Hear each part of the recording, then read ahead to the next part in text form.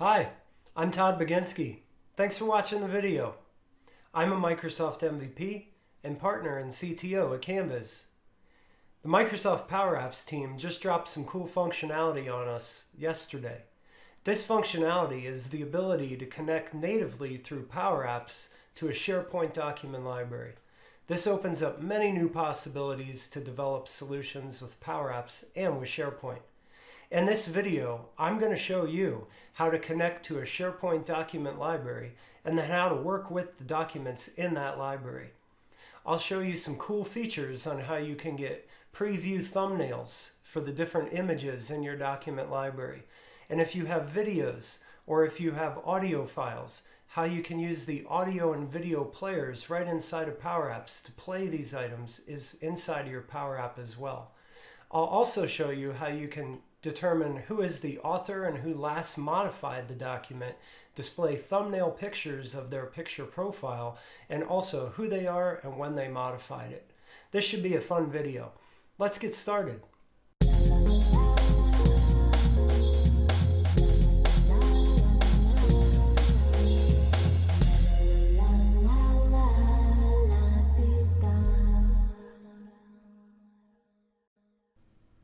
Alright, so let's get started.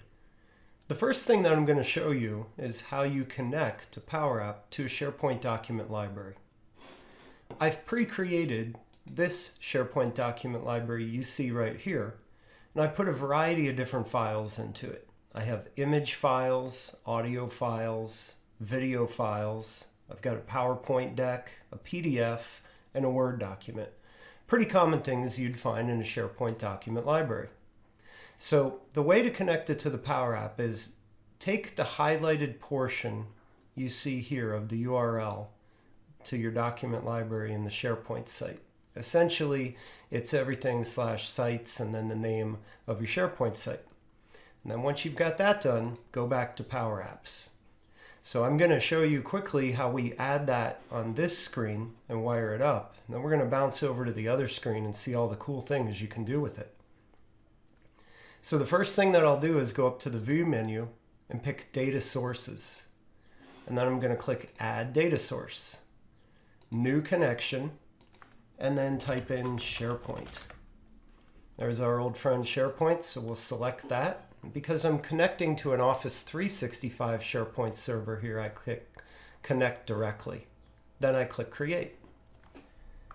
Now at this point, you enter in that URL, so I just pasted it in the text box here and I click Connect. After I do that, I can see all the lists, including the document library now in the SharePoint list.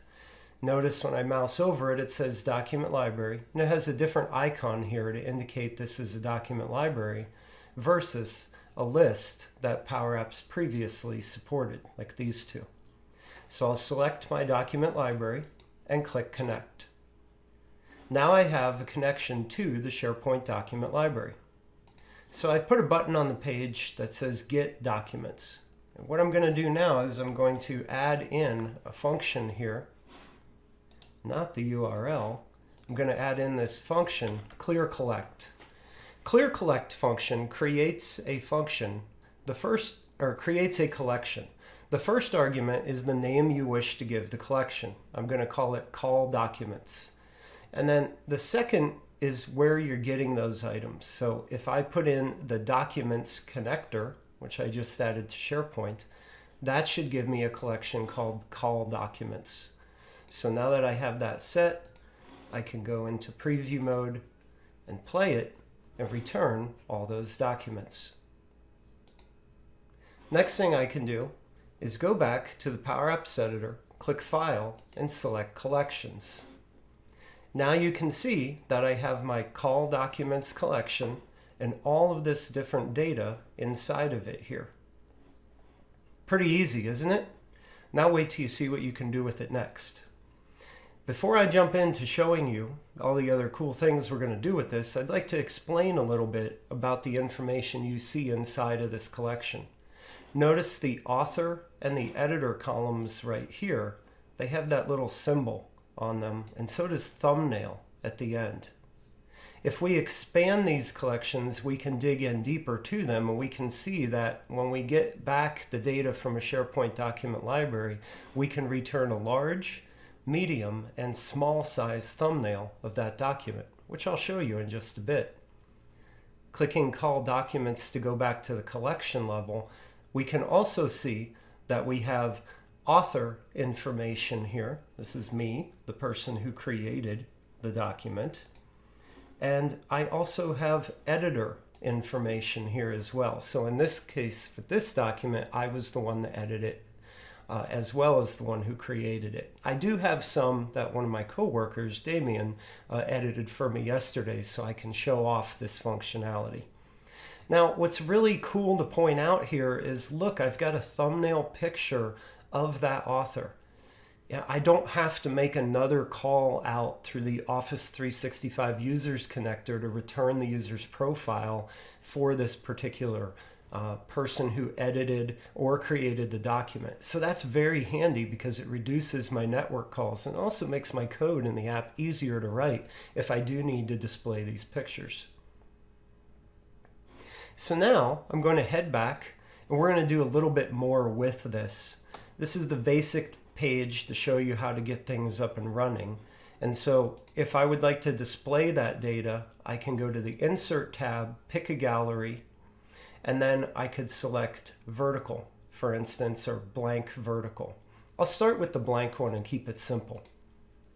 When I click the blank one, the first thing that I need to do is select my data source. I'm going to select that collection, Call Documents, that I created to bind it. The next thing I'm going to do is I'm going to add a control here so we can visualize this data. The first thing I'll do is I will add a label control. And here we can see inside of my label control, these are all the different columns inside of that data source collection that we got back from the document library. So for example, if I want to see the title of the document, I select it here. And this document happens not to have a title. So let's look for another one, perhaps created. Every document's got some created information. So now I know when the document was created. I can add another label here, and I can actually find out what is the name of this document by using the name value. If I keep going so on and so forth, that one was name. Now let's go take a look at this one and do file name with extension. So there's cloud.jpg. That's this file right here. So as you can see, it's very simple to connect to the document libraries in SharePoint and return information. Now let's take it a step further and look at what I've done on screen one. In screen one, I did the same approach where I took a gallery and I started adding different fields to it to explore all the different fields that are coming back and what I might be able to do with them. So let's inspect how I was able to figure out who is the author and who last modified it. And let's look at one that's a little bit more interesting here, one that Damien and I both modified, like these two. So here you can see that I authored it and then Damien modified it. And he did that for both of these different documents. So let's take a look on what the code looks like to do that. I'm going to start right at the top left here. So if we look at this particular label that I've added to my gallery, we can see that this is the thisitem.filename with extension. That's the same one I showed in the previous page over on screen 2. It gives us what we're looking at and the name of the file. For the author here, this is just a text label that says author, but here's my profile picture. I set it to thisitem.author.picture. You'll notice if I remove .picture and just put the dot back in, I can also find out all the other information about that author that's returned in this connector. The claims that person has, the department, their display name, their email, their job title. And so I selected picture here. And this particular control that I bound the picture to, as you'll notice down here, is an image control. So to make the image control have that nice rounded circle around it instead of the box, I merely went to the border radius and I changed it from where it defaults to 0 when it looks like that. And I changed it so that that particular border radius is 90. And that puts my nice circle effect around it, makes it visually pleasing. The other values I used for the author, you can see here, this is this item.created. That's the time and date it was created. And then I have this item.author.displayname. That's me. To get at who last modified the document, I did the same thing here, except I went after a different part of the collection that came by. This is just a label that says last modified by.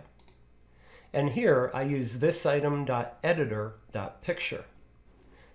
Keep in mind, I'm the only one who has modified and edited cloud.jpg here. But if I go look at the K2 Boys Lacrosse PowerPoint file, we can see that Damien has modified it as well. So if I put this back into play mode and scroll down here, now I can see Damien's picture as well as his name and the time he modified it here inside of my PowerApp. And that's so easy to do. As you saw, all we had to do was use the editor collection that is underneath of the documents collection that we turned, and we use editor display name, and we use this item.modified. Now I've also got some other functionality baked in here, which is pretty fun to play with, and some interesting things you can keep in mind as you build these type of solutions so you can minimize how much traffic you have over the network and how much bandwidth you're using. That really comes into play when we look at the different images here. So check this out. I've got this image and it looks exactly the same in all the places because it's bound to an image control that I have the size set on inside of PowerApps. So the image is getting resized and shrunk down to this particular dimension. But I've also put this little ellipsis below it. And so the ellipsis here, when I click on any of these, it's going to actually launch that particular document into another tab in my browser. So watch. I'll click on the first one here. And you'll notice that this document is huge, right? It's giant, 3600 by 2400. That's my original file size. And you can see I've got the full path to that file here in the document library. Now, we can come back to the next one. And this one is one of those thumbnail links. This is the large thumbnail. And it's automatically generated for us. We don't have to do anything. We can see it's 800 by 533. So we already know that this particular image that's being served up to us is a smaller size image. It's less kilobytes, and it can download quicker. It's also smaller so that if we wanted to display it in a PowerApp, rarely are you going to get a PowerApp where you need to display something that's larger than this as an image in a PowerApp. So it's something to think about. And it probably makes more sense to use these thumbnails to display images from document libraries than it actually does to use the full image itself. I also have the medium thumbnail here. You can see this one is 176 by 117. Again, we're getting smaller. And then I have the small thumbnail here, very small. And that one is almost lining up exactly with the size of my image, which if I remember right, I set it to be 100 by 100 in the PowerApp. But this one's 96 by 64. So how did I actually do that part to display these images? Well, the first one here is the image, and this one is, you see I named the control image link to item, and so I'm just using the link to item value that comes back in my collection for that one. For the next one, I do this item.thumbnail.large, thumbnail.medium, and thumbnail.small. So how did I launch it out into a different browser window? Well, that's so simple.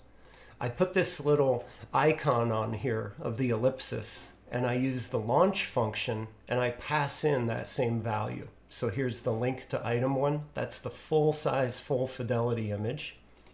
The next one is my large thumbnail.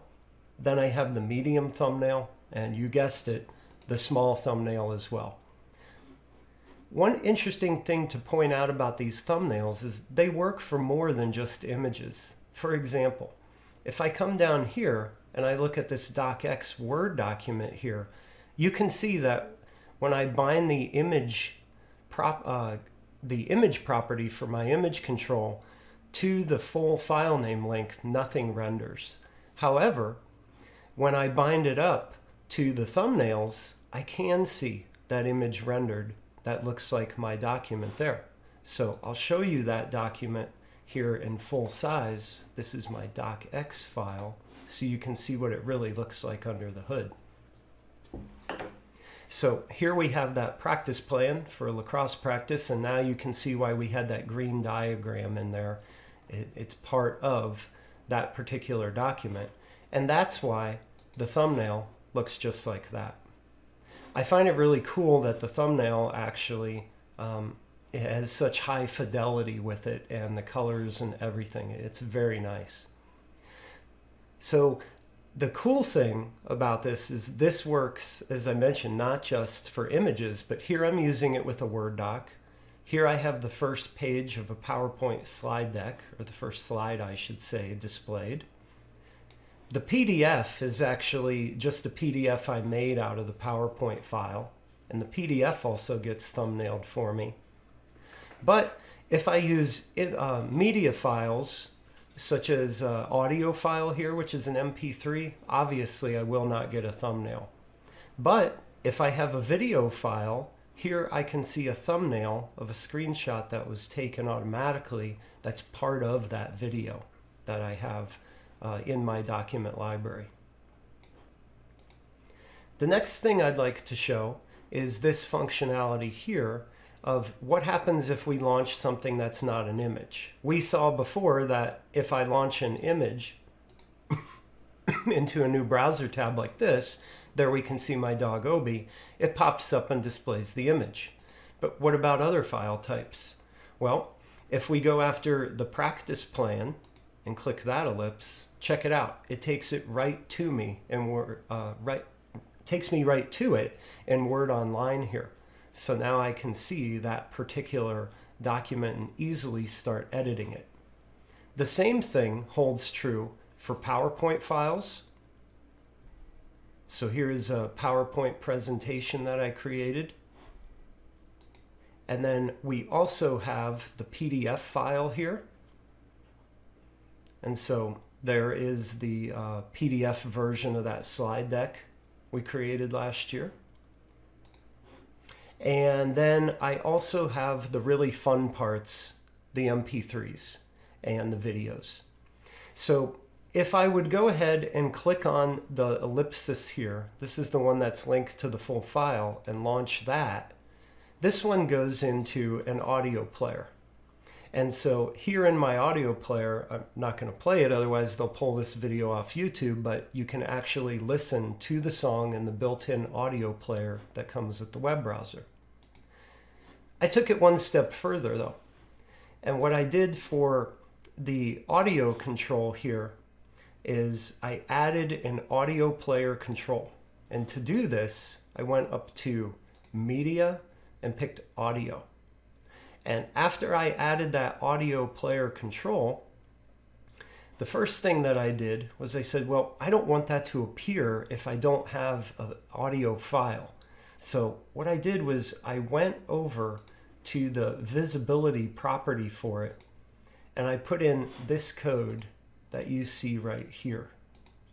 This basically says if .mp3 is in this item's link to item, then the visibility is true, otherwise it's false. And that's how I was able to hide that control when I don't have file type, in this case a .mp3 file, that fits my criteria to play it in the audio player.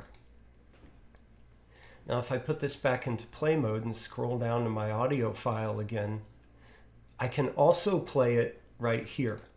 and so I'm going to mute this as well. And now you can see it is, you can see it, but you can't hear it. I can hear it during my testing. It does play, and you can see it barely moving along here. You might have seen it tick. There it goes again. So it's actually playing my MP3 file for me here. I did the exact same thing and played with it for the video control. So here we can see another video down in the corner.